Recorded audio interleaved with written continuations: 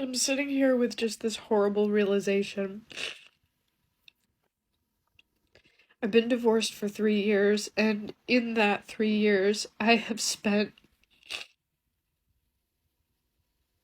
most of my days figuring out how I can become physically, mentally, financially, spiritually healthy enough to be able to afford and take care of a child.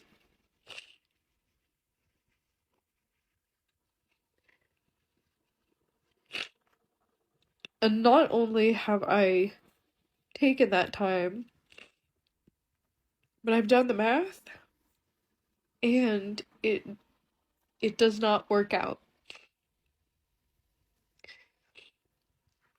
I am not young enough, or fertile enough, or financially stable enough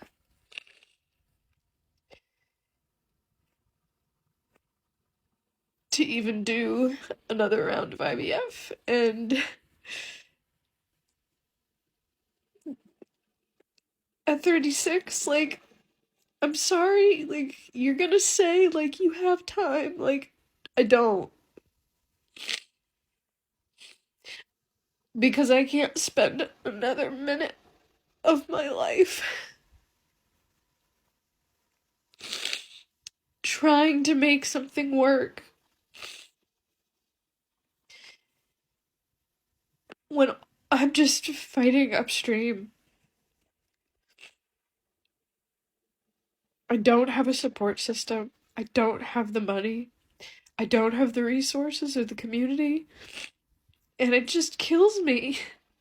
It kills me that I had embryos with my ex-husband that were viable. And they're just gone now. And my future with those children and my life as a mother is just, it's gone. And it's not just that it's gone, it's the fact that it was decided for me by so many other people and factors. And that's what kills me. Because it was not my choice. And I'm angry. And I'm heartbroken.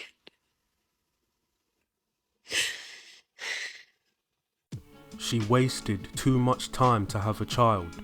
Now she is 36 and ran out of money doing IVFs to try to have a baby.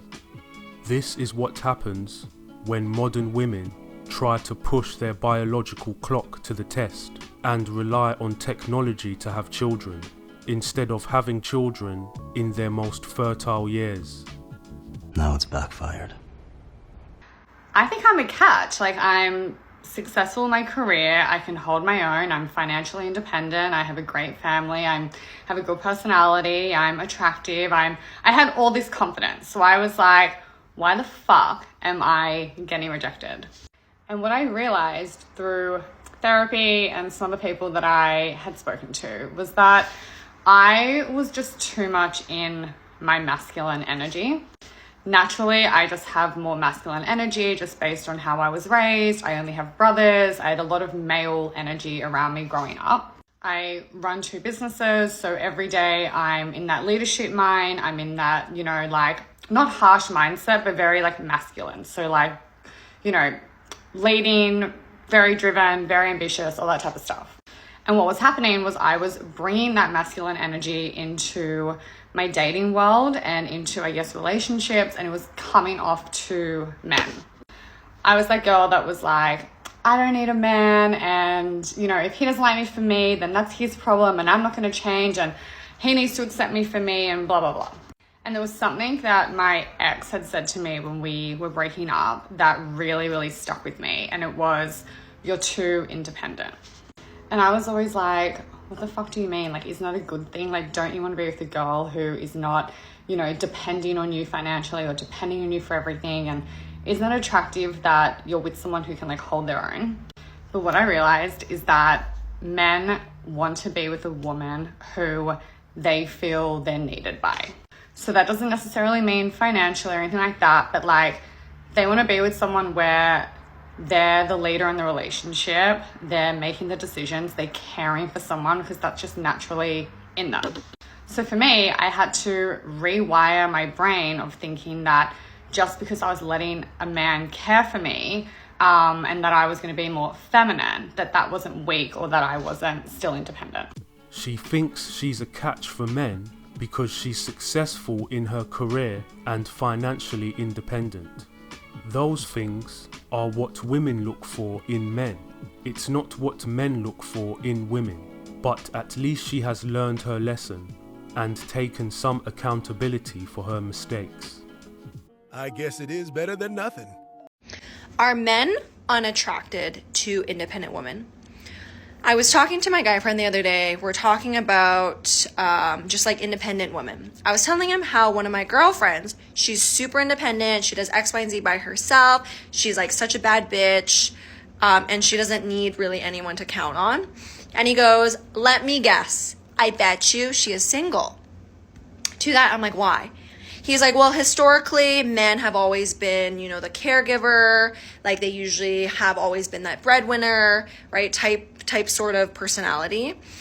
And he goes, so that's why when women are too independent, they're too masculine and men find them unattractive. To that, I responded and I said, I think it's because 50% of men are average at best, okay?